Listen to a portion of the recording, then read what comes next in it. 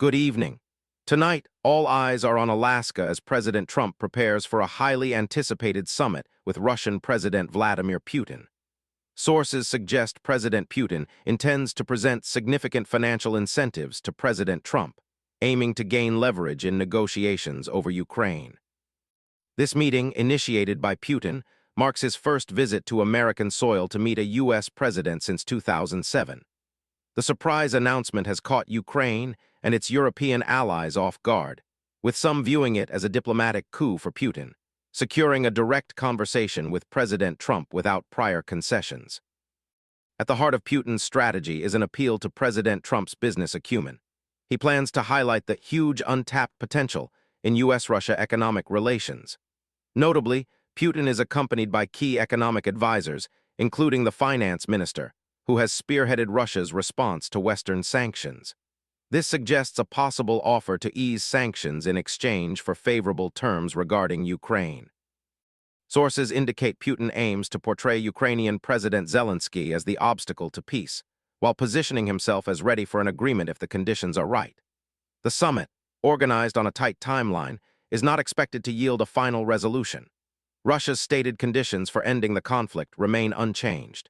The complete withdrawal of Ukrainian forces from key regions and Kyiv's renunciation of NATO aspirations, demands Ukraine has consistently rejected.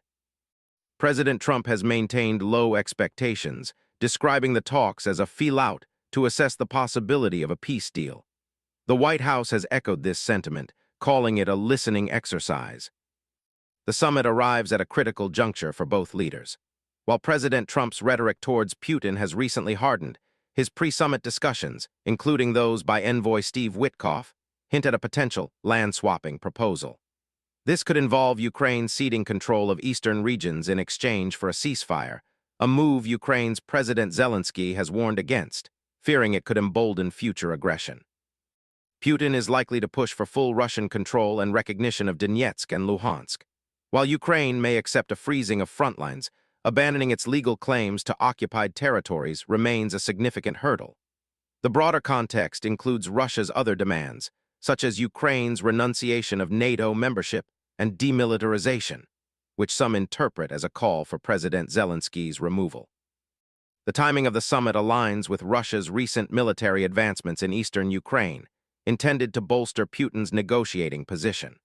While the possibility exists for Putin to offer concessions, such as a temporary halt to long-range strikes, a full ceasefire appears contingent on his conditions being met.